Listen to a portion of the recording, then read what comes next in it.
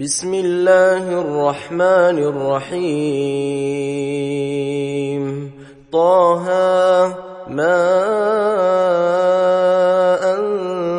أنزلنا عليك القرآن لتشقى إلا تذكرة لمن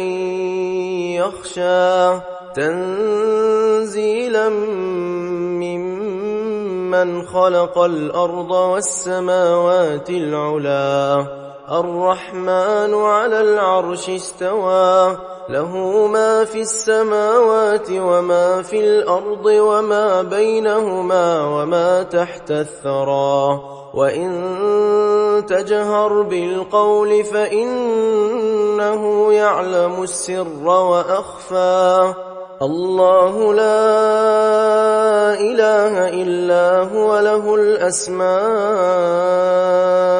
الحسنى وهل أتاك حديث موسى إذ رأى نارا فقال لأهلهم كثوا إني آنست نارا لعلي آتيكم منها بقبس أو أجد على النار هدى فلما أتاها نودي يا موسى إني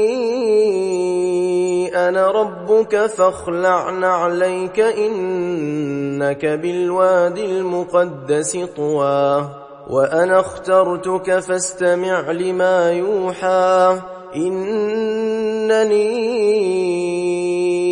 أنا الله لا إله إلا أنا فاعبدني وأقم الصلاة لذكري إن الساعة آتية أكاد أخفيها لتجزى كل نفس بما تسعى فلا يصدنك عنها من لا يؤمن بها واتبع هواه فتردى وما تلك بيمينك يا موسى قال هي عصاي أتوكأ عليها وأهش بها على غنمي ولي فيها مآرب أخرى قال ألقها يا موسى فألقاها فإذا هي حية تسعى قال خذها ولا تخف سنعيدها سيرتها الأولى واضمم يدك إلى جناحك تخرج بيضاء من غير سوء آية أخرى لنريك من آياتنا الكبرى اذهب إلى فرعون إنه طغى قال رب اشرح لي صدري ويسر لي أمري واحلل عقدة من لساني يفقه قولي واجعل لي وزيرا من أهلي هارون أخي أشدد به أزري وأشركه في أمري كي نسبحك كثيرا ونذكرك كثيرا إنك كنت بنا بصيرا قال قد أوتيت سؤلك يا موسى ولقد مننا عليك مرة أخرى إذ أوحينا إلى أمك ما يوحى أن اقذفيه في التابوت فاقذفيه في اليم فليلقه اليم بالساحل يأخذه عدو لي وعدو له وألقيت عليك محبة مني ولتصنع على عيني إذ تمشي أختك فتقول هل أدلكم على من يكفله فرجعناك إلى أمك كي تقر عينها ولا تحزن وقتلت نفسا فنجيناك من الغم وفتناك فتونا فلبثت سنين في أهل مدين ثم جئت على قدري يا موسى واصطنعتك لنفسي اذهب أنت وأخوك بآياتي ولا تنيا في ذكري اذهبا إلى فرعون إنه طغى فقولا له قولا لينا لعله يتذكر أو يخشى قالا ربنا إننا نخاف أن يفرط علينا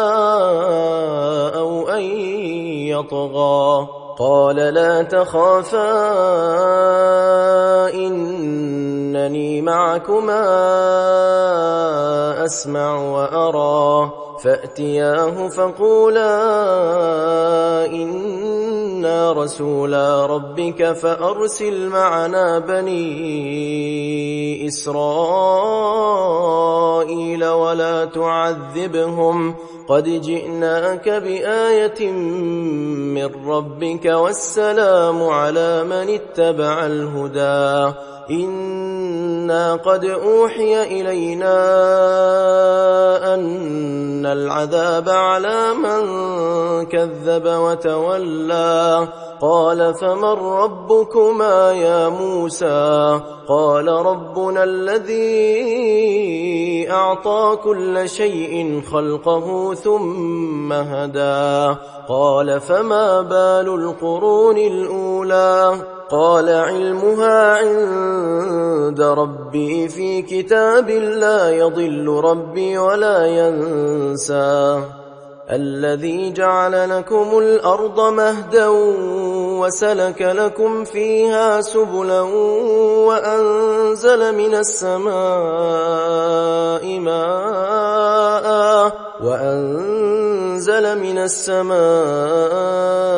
ماء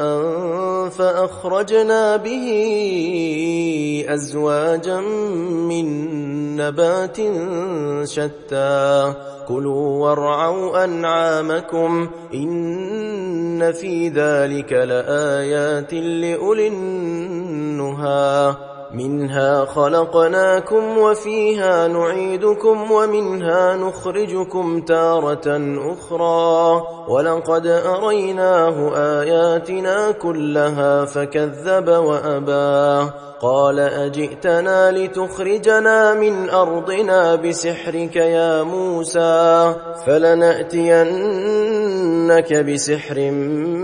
مثله فاجعل بيننا وبينك موعدا لا نخلفه نحن ولا أنت مكانا سوى قال موعدكم يوم الزينة وأن يحشر الناس ضحى فتولى فرعون فجمع كيده ثم أتى قال لهم موسى ويلكم لا تفتروا على الله كذبا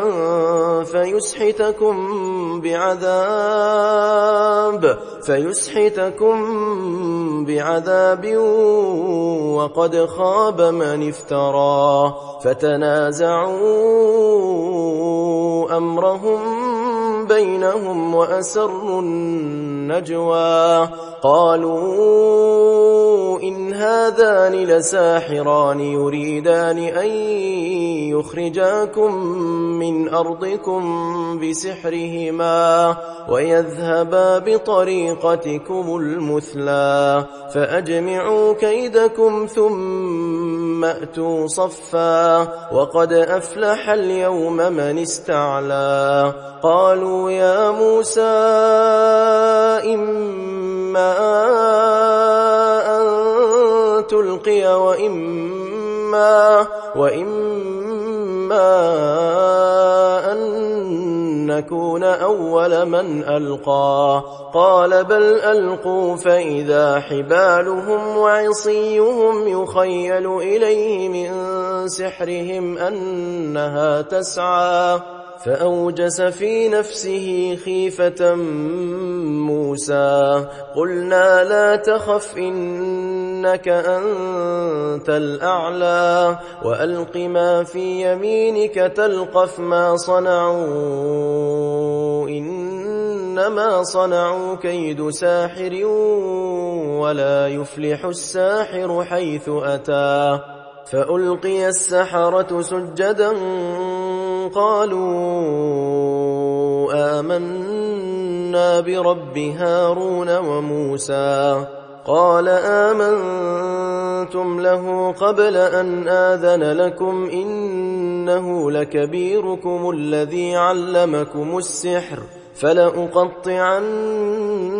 أيديكم وأرجلكم من خلاف ولأصلبنكم في جذوع النخل ولتعلمن أينا أشد عذابا وأبقى قالوا لن نؤثرك على ما جاءنا من البينات والذي فطرنا فاقض ما أنت قاض إنما تقضي هذه الحياة الدنيا إنا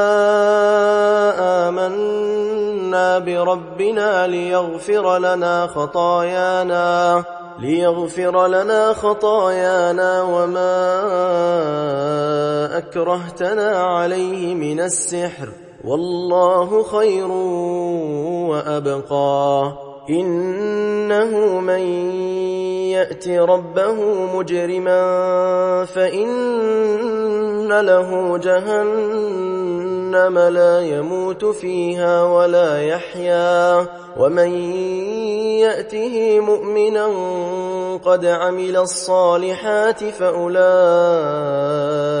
لهم الدرجات العلا جنات عدن تجري من تحتها الأنهار خالدين فيها وذلك جزاء من تزكى ولقد أوحينا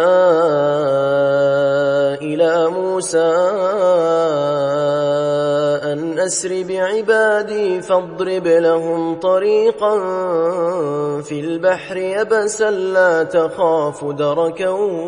ولا تخشى فأتبعهم فرعون بجنوده فغشيهم من اليم ما غشيهم وأضل فرعون قومه وما هدى يا بني إسرائيل قد أنجيناكم من عدوكم وواعدناكم جانب الطور الأيمن ونزلنا عليكم المن والسلوى كلوا من طيبات ما رزقناكم ولا تطغوا فيه فيحل عليكم غضبي ومن يحلل عليه غضبي فقد هوى وإني لغفار لمن تاب وآمن وعمل صالحا ثم اهتدى وما أعجلك عن قومك يا موسى قال هم أولئك على أثري وعجلت إليك رب لترضى قال فإنا قد فتنا قومك من بعدك وأضلهم السامري فرجع موسى إلى قومه غضبان أسفا قال يا قوم ألم يعدكم ربكم وعدا حسنا أفطال عليكم العهد أم أردتم أن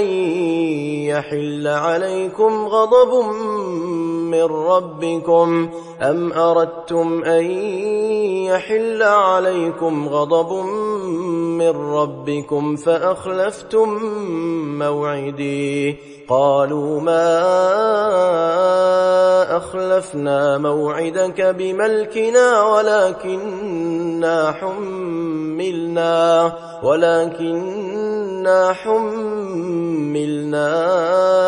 أوزارا من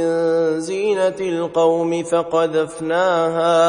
فقذفناها فكذلك ألقى السامري. فأخرج لهم عجلا جسدا له خوار فقالوا هذا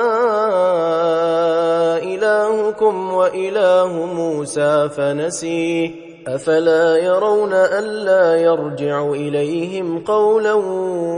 ولا يملك لهم ضرا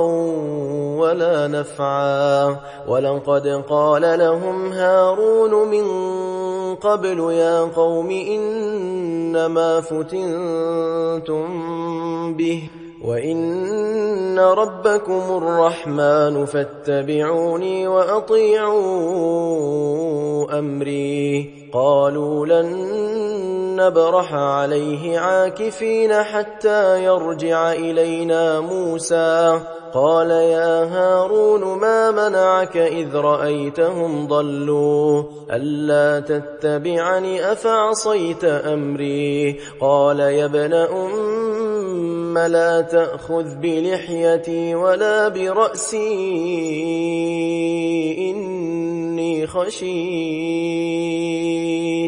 إني خشيت أن تقول فرقت بين بني إسرائيل ولم ترقب قولي. قال فما خطبك يا سامري؟ قال بصرت بما لم يبصروا به فقبضت قبضة من أثر الرسول فنبذتها وكذلك سولت لي نفسي. قال فاذهب فإن لك في الحياة أن تقول لا مساس وإن لك موعدا لن تخلفه وانظر إلى إلهك الذي ظلت عليه عاكفا لنحرقنه ثم لننسفنه في اليم نسفا. إنما إلهكم الله الذي لا إله إلا هو وسع كل شيء علما. كذلك نقص عليك من أنباء ما قد سبق وقد آتيناك من لدنا ذكرا. من أعرض عنه فإنه يحمل يوم القيامة وزرا خالدين فيه وساء لهم يوم القيامة حملا. يوم ينفخ في الصور ونحشر المجرمين يومئذ زرقا يتخافتون بينهم إن لبثتم إلا عشرا نحن أعلم بما يقولون إذ يقول أمثلهم طريقة إن لبثتم إلا يوما. ويسألونك عن الجبال فقل ينسفها ربي نسفا فيذرها قاعا صفصفا لا ترى فيها عوجا ولا أمتا. يومئذ يتبعون الداعي لا عوج له وخشعت الأصوات للرحمن فلا تسمع إلا همسا يومئذ لا تنفع الشفاعة إلا من أذن له الرحمن ورضي له قولا يعلم ما بين أيديهم وما خلفهم ولا يحيطون به علما وعنت الوجوه للحي القيوم وقد خاب من حمل ظلما ومن يعمل من الصالحات وهو مؤمن فلا يخاف ظلما ولا هضما وكذلك أنزلناه قرآنا عربيا وصرفنا فيه من الوعيد لعلهم يتقون أو يحدث لهم ذكرا فتعالى الله الملك الحق ولا تعجل بالقرآن من قبل أن يقضى إليك وحيه وقل رب زدني علما ولقد عهدنا إلى آدم من قبل فنسي ولم نجد له عزما وإذ قلنا للملائكة اسجدوا لآدم فسجدوا إلا إبليس أبى فقلنا يا آدم إن هذا عدو لك ولزوجك فلا يخرجنكما من الجنة فتشقى إن لك ألا تجوع فيها ولا تعرى وأنك لا تظمأ فيها ولا تضحى فوسوس إليه الشيطان قال يا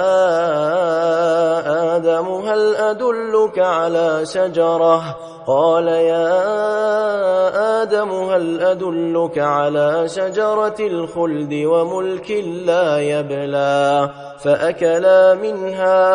فأكلا منها فبدت لهما سوآتهما وطفقا يخصفان عليهما من ورق الجنة وعصى آدم ربه فغوى ثم اجتباه ربه فتاب عليه وهدى قال اهبطا منها جميعا بعضكم لبعض عدو فإما يأتينكم مني هدى فمن اتبع هداي فلا يضل ولا يشقى ومن أعرض عن ذكري فإن له معيشة ضنكا ونحشره يوم القيامة أعمى قال رب لم حشرتني أعمى وقد كنت بصيرا قال كذلك أتتك آياتنا فنسيتها وكذلك اليوم تنسى وكذلك نجزي من أسرف ولم يؤمن بآيات ربه ولعذاب الآخرة أشد وأبقى أفلم يهد لهم كم أهلكنا قبلهم من القرون يمشون في مساكنهم إن في ذلك لآيات لأولي النهى ولولا كلمة سبقت من ربك لكان لزاما وأجل مسمى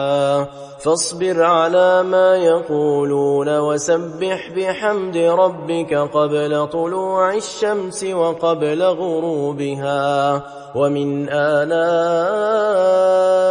الليل فسبح وأطراف النهار لعلك ترضى ولا تمدن عينيك إلى ما متعنا به أزواجا منهم زهرة الحياة الدنيا لنفتنهم فيه ورزق ربك خير وأبقى وأمر أهلك بالصلاة واصطبر عليها لا نسألك رزقا نحن نرزقك والعاقبة للتقوى وقالوا لولا يأتينا بآية من ربه أولم تأتهم بينة ما في الصحف الأولى ولو أنا أهلكناهم بعذاب من قبله لقالوا ربنا لولا أرسلت إلينا رسولا فنتبع آياتك من قبل أن نذل ونخزى قل كل متربص فتربصوا فستعلمون من أصحاب الصراط السوي ومن اهتدى.